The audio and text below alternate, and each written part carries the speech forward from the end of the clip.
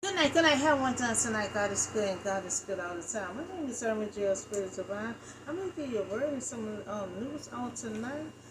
First, we're going to start with the Supreme Court blocked Alabama voting rights, by diluting black voting power.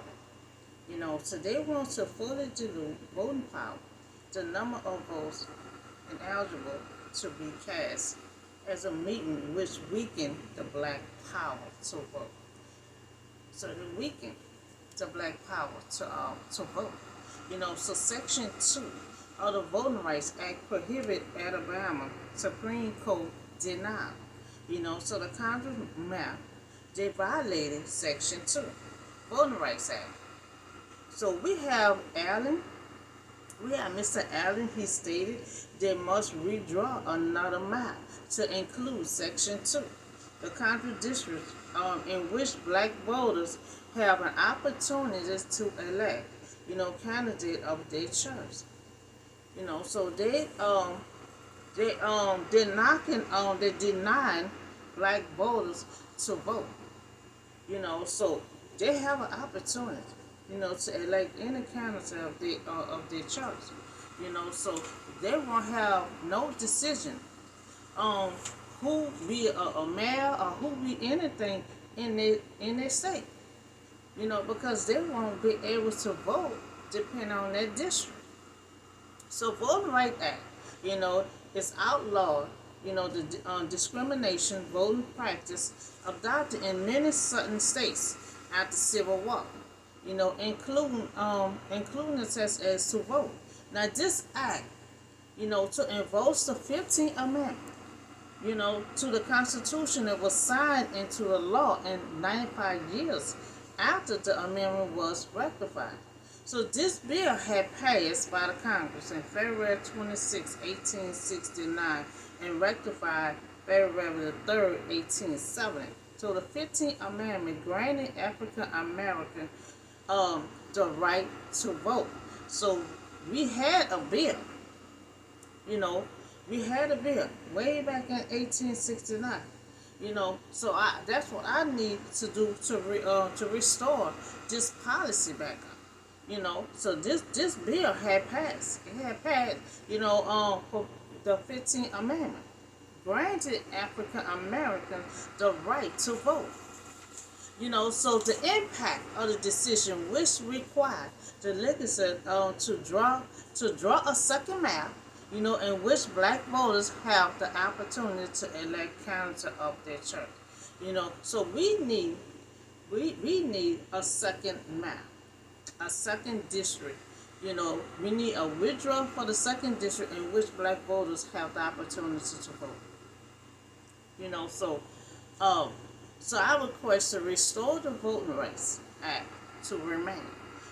So I request to redraw another map, including the Section 2 Congress District black voters.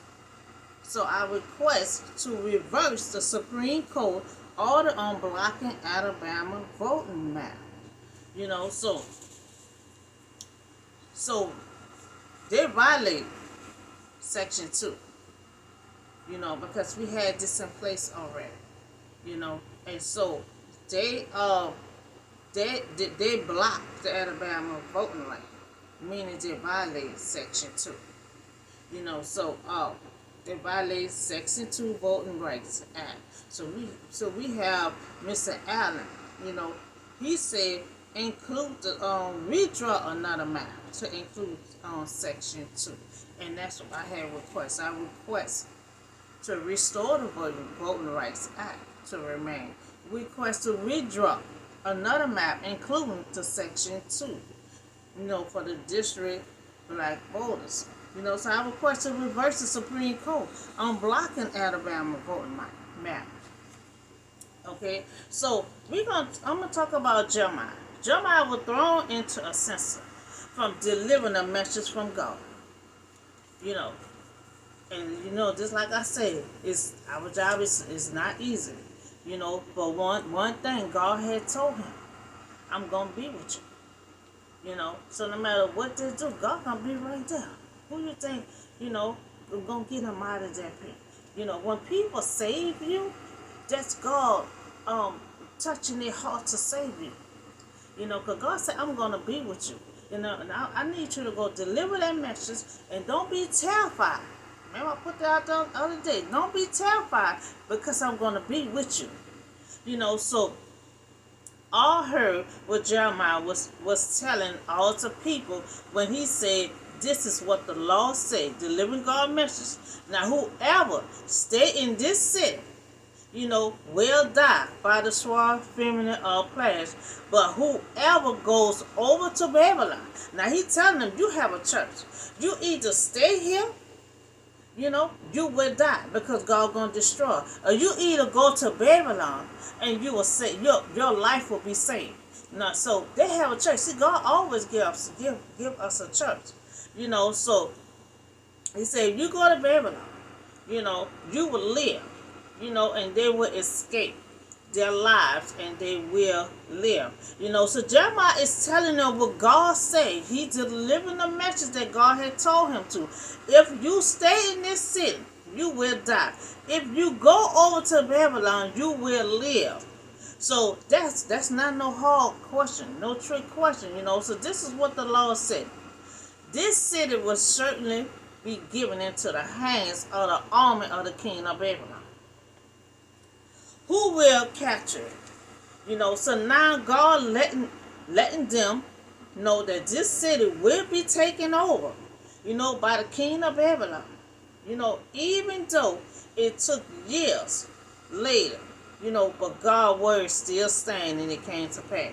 Now they're saying it took a long time, for God to do his punishment to the city, but he did. He did. He stuck to his word and he still had punished that city. So then officials said to the king, this man should be put to death. He is discouraging the soldiers who are left in this city as well as all the people. Now by the things he is saying to them. Now Jeremiah is delivering a message from God. He telling them about this city going to be destroyed. Now the rest of them, they don't believe it. Now he talking to the people and they agreeing with Jeremiah. So they want to kill him because he's speaking to the people and they believe what Jeremiah is saying. So this man is not seeking good of these people, but they run. They want to kill Jeremiah. Trying to find something on him, and someone say he is in your hands, king. The king answers, and the king has said, do nothing to oppose you. The king agreed with everybody that he is listening to Jeremiah, and then he agreed that Jeremiah should be killed. Now, and that's something that happened. The same thing happened to Daniel. If somebody don't have nothing on you, they still want to try to do him in. So they took Jeremiah, they put him into a censer, which is a pit. A censer is where they have no water, but it's going to be filled up with mud. So they lower him down with ropes into the censer, and they have no water, nothing but only mud, and Jeremiah has sink down into the mud. So they agreed to kill Jeremiah and throw Jeremiah into the censer. A censer was a large hole in the ground lined up with rocks to collect rain and water, bottom full of mud, and he could drown or die of starvation. Because he down there. And they said he was down there for a couple of days, for 2 or 3 days. Now, so that's a long time to be down there without eating and without drinking no water. And then you close in. And he probably wasn't having too much air coming through there. But Julius leader, prosecute Jeremiah repeatedly for faithfulness, proclaiming God's message. For 40 years.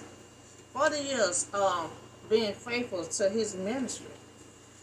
So he received no love, but beaten, jail threatened, and even forced into a censer. Now he said he been ministering for 40 years. Been faithful to God, always delivering a message from God. But every time he deliver a message, always to what he gonna get caught at. He be sent in prison. But God always say, I'm gonna be with you. He always tell him, don't be terrified. You know, but Ebed Kusa, official in the royal palace, heard that they had put Jeremiah into the census. Now, while the king was sitting in Benjamin Gate, so that now this man here, Ebed, now he heard what they did to Jeremiah. He heard that Jeremiah didn't do nothing, but with delivering God's message, and it threw him in a pit. So now this man here, being a good Samaritan, he went, you see, that's what I'm saying. God sent this man, to pull Jeremiah out of this pit. Because God said, I'm going to be with you. And a lot of times, God will get other people to help you, save you, and everything else. So this man had went out of the palace and said to him, the Babylon gate was one of Jerusalem's city gate where legal matters were handled. So they went where all the legal matters were handled. Because he heard about Jeremiah. So when Ebed heard of Jeremiah, he went immediately to deal with the injustice. Now see, he just like that other judge. When this widow woman had to keep on going to help her case, and he refused to help her case. He called it he was an unjust judge. And that's what they call in this king here, an unjust king. So Ebed said to the king, these men had acted wicked, and all they have done to Jeremiah the prophet, and they have thrown him into a sense of where he was starved to death. He was starved to death, don't no longer have bread, water, food, or anything. So we see that this man is concerned for Jeremiah, that he may starve to death, that if we don't get him out soon, he will die in that sense. So God touched his heart, to help Jeremiah, to help pull him out of there. Because if he wouldn't have came along, see, God always sent somebody right at the nick of time, just like he did with Elijah. Always send him at the right time, because see, Jeremiah been in there for days, without eating anything. So this man here trying to get him out soon as possible. So he talking to the king. So after Ebed had talked with the king, commanded him to take 30 men, from here with you, and lift Jeremiah the prophet out of that censer before he died. Now, see, the king listened to this man here. This man plead for Jeremiah. Please, he needs to get out of this censer, before he died of starvation. So the king said, okay, get 30 men, and y'all help pull him out of that pit. So the king has speak honorable of Jeremiah, giving him his title as a prophet.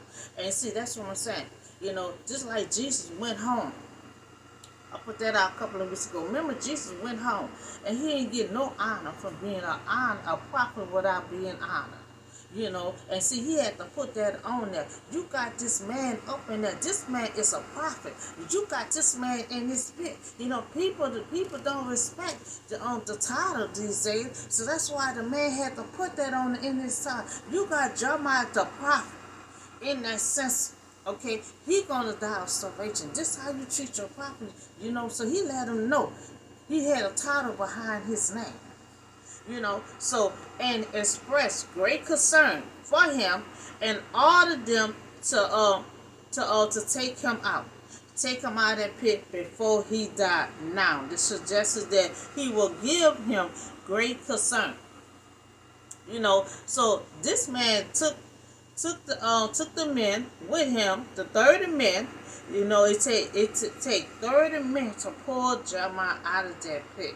They went to the room under the threshing hole in the palace, and he took some of the old rags, worn out towels and clothes, tied it up, and they let it down. They let the rope down to Jeremiah, and Jeremiah in that censer. And it took 30 men to get Jeremiah out, and he came down with old rags, and it was so deep.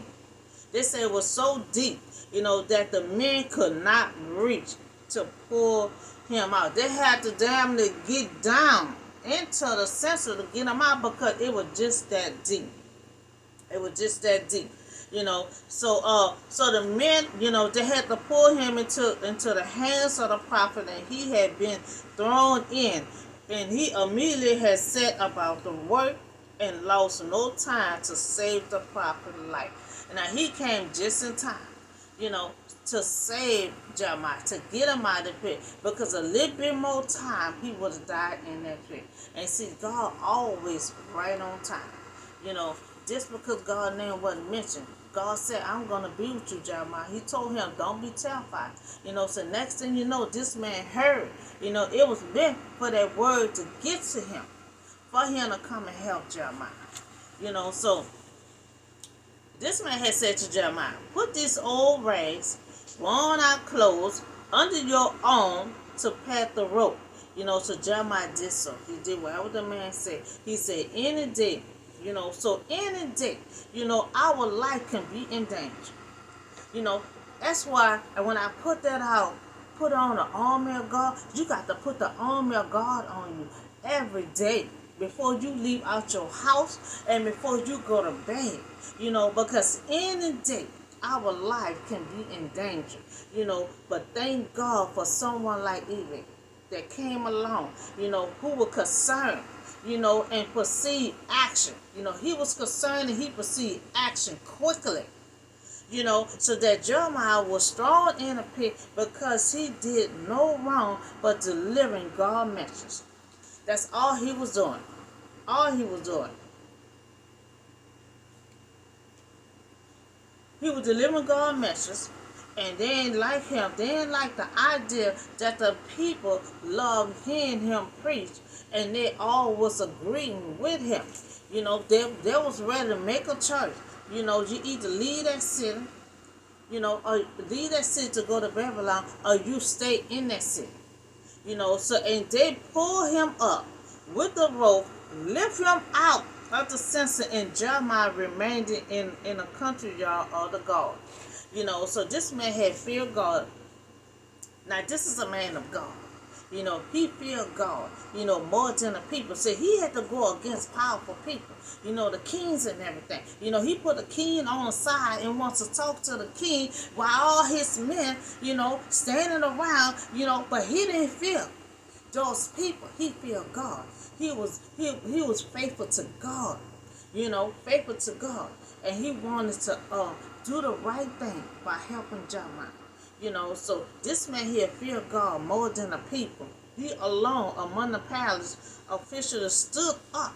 He stood up against these murderers, against these powerful kings. He stood up against them. His obedience to God has saved Jeremiah's life. By him is a man of God. He saved Jeremiah's life. Because if he wouldn't have come along, and Jeremiah was in there a little bit more time, he would have died in that dry up censer. So when you are being treated unkindly, thank God, when he sent a man like Eve our way. So we need somebody like him. He jumped on the situation quickly, quickly, and started taking action. So they had no reason to throw Jeremiah in a pit, but they heard, that he was preaching, for the people. Preaching for the people, letting them know, what God said. He delivering God's message, so they heard that he was preaching to the people, and they all agreed with Jeremiah, a word from God, a message from God. So one, even heard they throwing Jeremiah in a pit, with no water, filled up with mud, and it was so deep, he didn't have no food, nothing to drink, and he would have starved to death if this man would have came along and pulled him out of there. It took 30 minutes to try to pull Jeremiah out of that pit, so 3. Jeremiah's obedience to God what saved Jeremiah's life. 4. After Ephraim had talked with the king, he demanded he demanded, and it took 30 men, to pull Jeremiah out. So that was a good, that was God's stand. That was God's stand for Jeremiah, because God said, I'm gonna be with you. Don't be terrified. So that was God standing by Jeremiah. Remember, God sent him to deliver a message, so that he would be with him, and God was. God was with him, because God sent that man there, and that man feel God. He did not feel those people. They were powerful people standing around him and everything with weapons and stuff. He didn't feel them. He felt God, and he wanted to do the right thing. When he heard about Jeremiah, he was concerned. You know how some people hear something and just turn their head. Won't even try to help. This man, he was trying to help. So Jeremiah had delivered the word from God. The king, there didn't like it. So that's the story of Jeremiah. Was thrown in a pit, delivering a message from God. And didn't like what he was delivering. Because he's saying this city about to be destroyed. You either stay in this city or you either leave and go to Babylon. And so they didn't like the message that he was saying. They didn't believe him when they talking about God about to destroy the city. They didn't believe it. So we also talk about the Supreme Court had blocked Alabama voting rights by diluting black voter power. So they weakening their power, keeping them from voting. So they want to fully dilute voting power, and the number of votes eligible to be cast at a meeting, which weaken black power to vote. So so by they block the voting rights. That means they violated Section 2. Mr. Allen has said, redraw another map, including Section 2. Black voters have an opportunity to elect candidates of their own church. So I request to restore the Voting Rights Act to remain. I request redraw another map, including Section 2, Congress District, black voters. I request to reverse the Supreme Court order to order on blocking Alabama voting map. So that's all I have for you today. They're trying to weaken the black voters in Alabama. Trying to knock them from vote. So I request that everyone, be able to vote. They have the right to pick who they wants to be the mayor. Who wants to be anything they wants to be in that state. They have the right to vote, and they're trying to take the voting periods from them, trying to take the voting from them. So when we talk about Jeremiah was delivering God's message, and then they didn't like it and want to throw him in a pit. So that's all I have for you today. Y'all have a blessed night and safe, and I see y'all on the next video.